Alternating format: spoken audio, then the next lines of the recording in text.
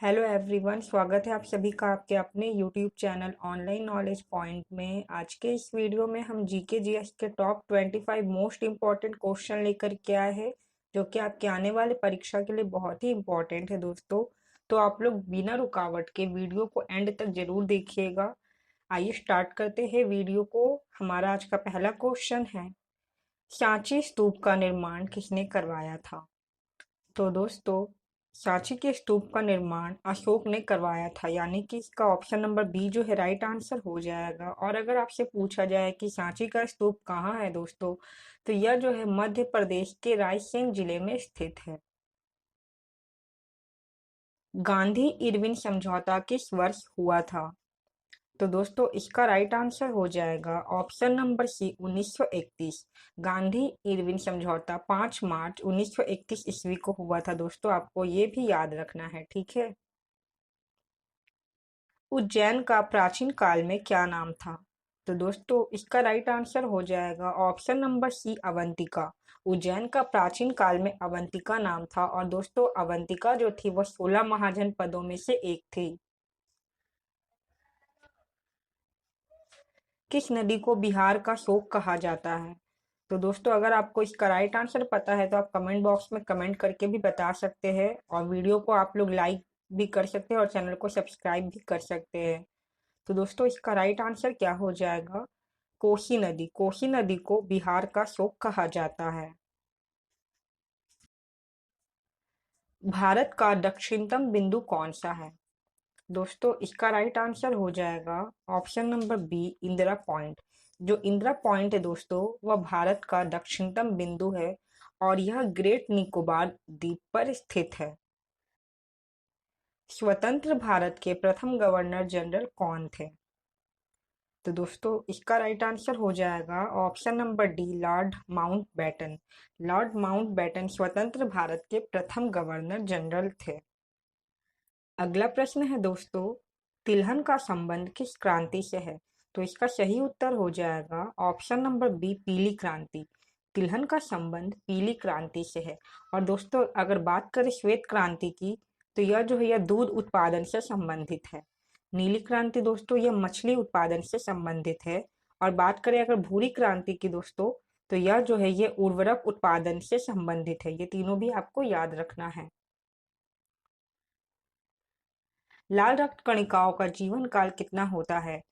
तो दोस्तों, लाल रक्त कणिका यानी कि आरबीसी का जीवन काल 120 दिन का होता है, यानी ऑप्शन नंबर डी इसका राइट आंसर हो जाएगा। और दोस्तों, अगर आपसे आरबीसी का अन्य नाम पूछा जाए क्या होता है, तो दोस्तों वो होता है एरिथ्रोसाइट, ठीक है।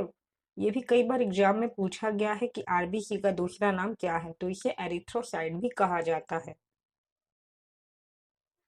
कॉर्बेट नेशनल पार्क किस जिले में स्थित है? दोस्तों, जिम कॉर्बेट नेशनल पार्क जो है वह आपका उत्तराखंड के नैनीताल जिले में स्थित है, यानी कि ऑप्शन नंबर जो डी है ये इसका राइट आंसर हो जाएगा।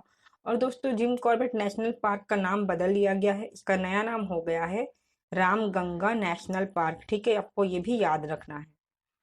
और यह भारत का सबसे पहला जो था नेशनल पार्क था। आगा खान कप का संबंध किस खेल से है?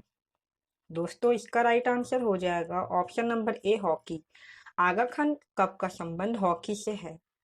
अगला प्रश्न है, भारत में राष्ट्रीय बालिका दिवस कब मनाया जाता है? तो दोस्तों, भारत में राष्ट्रीय बालिका दिवस 24 जनवरी को मनाया जाता है, यानी कि ऑप्शन नंबर ए इसका राइट आंसर हो जाएगा। और दोस्तों, क्यों मनाते हैं? तो दोस्तों, इसी दिन 24 जनवरी 1966 को जो हमारे इंदिरा गांधी थी प्रधानमंत्री, उन्होंने इसी दिन पर प्रधानमंत्री के तौर पर शपथ ली थी, इसलिए इस दिन को राष्ट्रीय बालिका दिवस के रूप में मनाया जाता है। अगला प्रश्न है, कलिंग पुरस्कार किस क्षेत्र में दिया जाता है? तो दोस्तों, यह पुरस्कार जो है यह विज्ञान के क्षेत्र में दिया जाता है, यानी ऑप्शन नंबर बी जो है हमारे इस प्रश्न का राइट आंसर हो जाएगा। भारत में सबसे पहली जनगणना कब हुई थी? तो दोस्तों, इसका राइट आंसर हो जाएगा ऑप्शन नंबर ए 1872। 1872 में भारत में सबसे पहली जनगणना हुई थी। अगला प्रश्न है, 1857 का विद्रोह कहाँ से प्रारंभ हुआ था? तो दोस्तों, यह जो विद्रोह है यह मेरठ से प्रारंभ हुआ था, यानी ऑप्शन नंबर सी इसका राइट आंसर हो जाएगा। और अगर पूछा जाए कि इसकी शुरुआत कब हुई थी दोस्तों, तो 10 मई 1857 को जो है यह विद्रोह जो है इसकी शुरुआत हुई थी। अगला क्वेश्चन है, तरल अवस्था में पाई जाने वाली धातु कौन सी है? तो इसका राइट आंसर हो जाएगा ऑप्शन नंबर ए, पारा। दोस्तों जो पारा है वह एकमात्र ऐसी धातु है जो तरल अवस्था में पाई जाती है। और दोस्तों यहाँ पर जो ब्रोमीन है, यह एकमात्र ऐसी अधातु है जो कि तरल अवस्था में पाई जाती है। दोनों ही दोस्तों अलग है, याद रखिएगा, ये अधातु है और जो पारा है यह धातु है, ठीक है। मेट्टूर बांध किस नदी पर बनाया गया था? तो दोस्तों यह जो बांध है यह कावेरी नदी पर बनाया गया है, यानी ऑप्शन नंबर सी इसका राइट आंसर हो जाएगा। और दोस्तों अगर पूछा जाए कि यह बांध किस राज्य में स्थित है, तो दोस्तों यह जो है यह तमिलनाडु में स्थित है और यह तमिलनाडु का सबसे बड़ा बांध है। कपास की खेती के लिए उपयुक्त मिट्टी कौन सी होती है? कई बार दोस्तों एग्जाम में पूछा गया है, ये इंपॉर्टेंट क्वेश्चन है। तो इसका राइट आंसर हो जाएगा ऑप्शन नंबर बी, काली मिट्टी। कपास की खेती के लिए काली मिट्टी सबसे उपयुक्त होती है। और दोस्तों जो कपास का उत्पादन है यह भारत के किस राज्य में सबसे अधिक होता है? तो इसका राइट आंसर हो जाएगा गुजरात। कई बार एग्जाम में पूछा गया है ये वाला भी क्वेश्चन। गुप्त काल की सोने की मुद्रा को क्या कहा जाता था? तो दोस्तों इसका राइट आंसर हो जाएगा ऑप्शन नंबर सी, दिनार।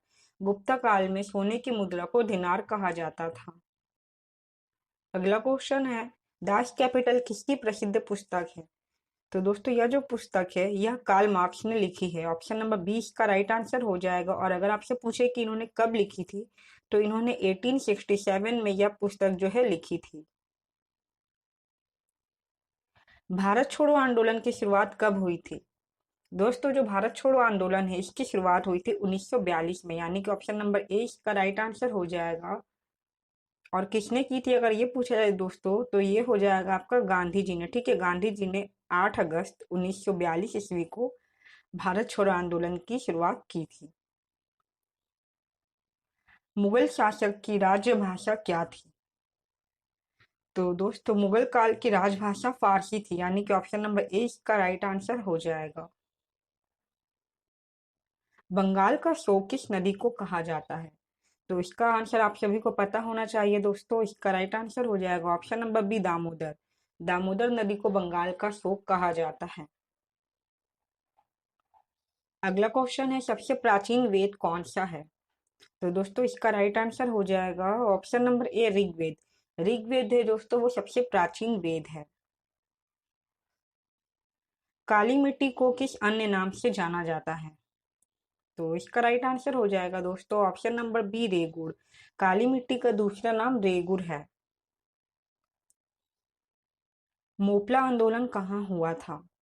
तो दोस्तों ये जो मोपला विद्रोह है यह आपका केरल के मालाबार क्षेत्र में हुआ था, यानी कि ऑप्शन नंबर जो सी है या ये इसका राइट आंसर हो जाएगा। और अगर पूछा जाए कि कब हुआ था दोस्तों, तो यह 1921 ईस्वी में हुआ था। आपको ये भी याद रखना है, कई बार एग्जाम में पूछा जाता है।